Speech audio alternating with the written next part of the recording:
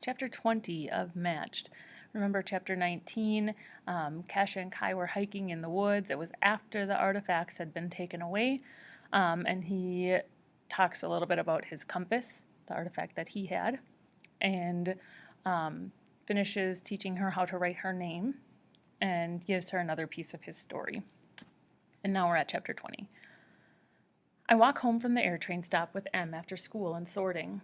Once the others who came with us have gone ahead or fallen behind, M puts her hand on my arm. "I'm so sorry," she says quietly.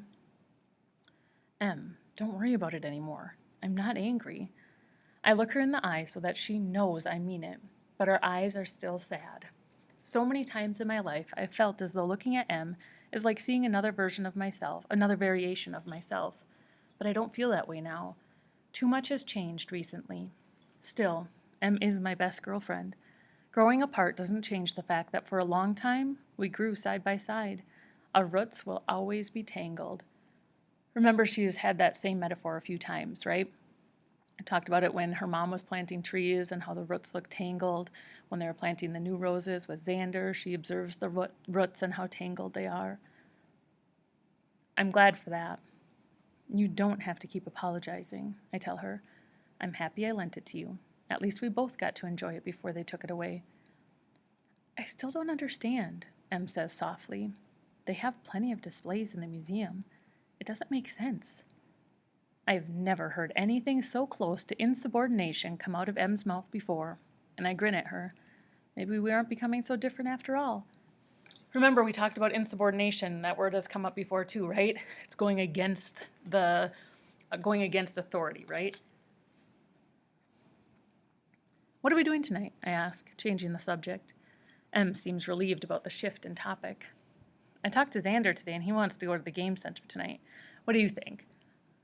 What I really think is that I'd like to go back to the top of the first little hill. The thought of being in that center with its stuffiness and crowds when we could be sitting and talking under a clean night sky seems like more than I can take. But I can do it. I can do whatever I need to do in order to keep things normal. I have Kai's words to read, and perhaps, if I'm lucky, I'll see Kai himself later. I hope he comes with us. M interrupts my thoughts, saying, "Look, your mother's waiting for you." M's right. My mother sits on the steps of the house with her face turned in our direction. When she sees me looking at her, she stands up, waves, and starts walking toward us. I wave back, and M and I pick up the pace a little. "She's back," I say out loud, and it isn't until I hear the surprise in my voice that I recognize that part of me worried that she would stay away forever. "Was she gone?" M asks, and I realize that my mother's absence is likely one of those things that we aren't supposed to mention outside of our family. Not that the officials said that explicitly. It's simply the kind of thing we've learned to keep to ourselves. "Back early from work," I clarify. It's not even a lie.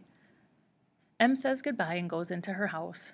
Her maple tree isn't going to make it, I think, noticing that even in the middle of summer, the tree only has about 10 green, tired leaves. Then I look toward my house, where the tree grows full and the flowers are beautiful, and my mother comes to meet me. This reminds me of the times when I was very small in first school and my mother's work hours ended before I got home. She and Bram sometimes walked up the street to meet my train. They never made it far because Bram stopped to look at everything along the way. That kind of attention to detail might be a sign he's meant to be a sorter, my father used to say, until Bram got older and it became apparent that he lost his ability to pay attention to detail along with his baby teeth. When I reach my mother, she hugs me right there on the sidewalk. "Oh, Kasha," she says. Her face looks pale and tired. "I'm so sorry. I missed your first official outing with Xander." "You missed something else last night, too," I say, my face against her shoulder. She is taller than I am, and I don't think I'll ever catch up. I'm slight and short like my father's family, like grandfather. I smell my mother's familiar smell of flowers and clean fabric, and I breathe in deeply. I'm so glad she's back. I know. My mother never speaks against the government. The most defiant she's ever been was when the officials searched my father. I don't expect her to rant and rave about the unfairness of the officials taking the artifacts, and she doesn't. It occurs to me that if she did, she'd be ranting and raving against her own husband. He is, after all, an official, too. Though he isn't the one who held out his hand and asked us to drop our prized possessions into it, he did that to other people. When my father came home last night, he gave Bram and me each a long hug and then went straight to his room without saying anything. Maybe because he couldn't stand to see the pain in our faces and remember that he had caused the same pain in others. I'm sorry, Kasia, my mother says now as we walk home. I know how much that compact meant to you. I feel sorry for Bram.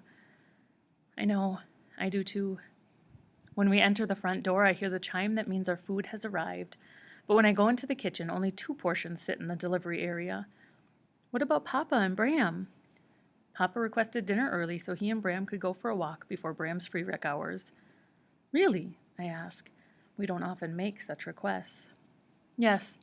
Your father thought that Bram could use something special after everything that's happened lately. I'm happy, especially for Bram's sake, that the nutrition officials granted Papa's request. Why didn't you go too?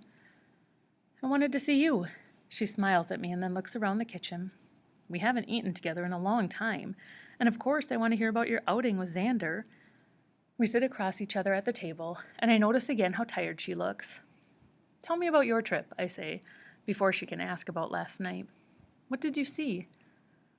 I'm still not sure, she says softly, almost to herself. Then she straightens up. We went to another arboretum to look at some crops. After that, we had to go to some farmlands. It all took some time. But now everything's back to normal, right? For the most part. I have to write a formal report and submit it to the officials in charge of the other arboretum. What's the report about? I'm afraid that's confidential information, my mother says regretfully. We both fall silent, but it's a good silence, a mother-daughter one. Her thoughts are far away somewhere, perhaps back at the arboretum. Maybe she's writing the report in her mind. That's all right with me, though. I relax and let my own thoughts go where they want, which is to Kai. Thinking about Xander, my mother says, giving me a knowing smile. I always daydreamed about your father, too. I smile back. There's no point in telling her that I'm thinking about the wrong boy. No, not the wrong boy. Kai may be an aberration, but there's nothing about him that is defective. It's our government and their classification system and all their systems that are wrong, including the matching system. But if the system is wrong and false and unreal, then what about the love between my parents? If their love was born because of the society, can it still be real and good and right? This is the question that I can't get out of my mind. I want the answer to be yes, that their love is true.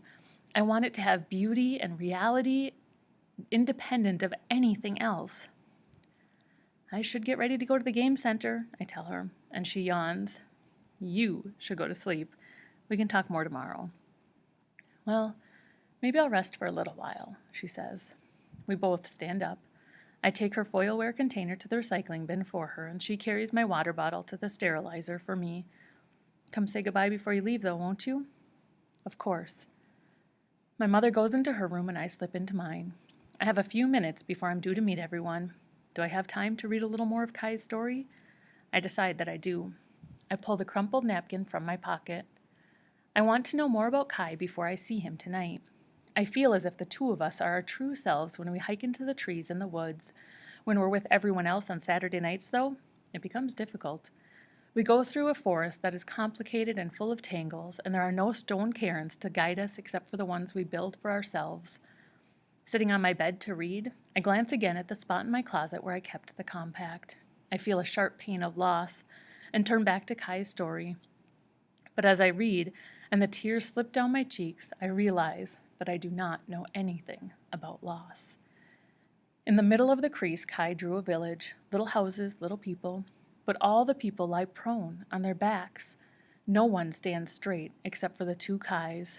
The young one's hands are no longer empty. They carry something. One hand holds the word mother, slumping over the edge of his hand, shaped like a little like a body. The top of the T tips up, and an arm flung askew, like an arm flung askew. The other hand holds the word father, and that word lies still too. And the young Kai's shoulders are bent with the weight of these 2 little words, and his face is still tipped to the sky, where I see now the rain has turned into something dark, something deadly and solid. Ammunition, I think. I've seen it in the showing. The older Kai has turned his face away from the village. In the middle, from the other boy. His hands are no longer open, they are clenched. Behind him, people in official uniforms watch him. His lips curve in a smile that never touches his eyes. He wears plain clothes, a line indicating the crisp crease where he's ironed them neat. At first, when the rain fell from the sky, so wide and deep, it smelt like sage, my favorite smell. I went up on the plateau to watch it come, to see the gifts it always brought. But this rain changed from blue to black and left nothing.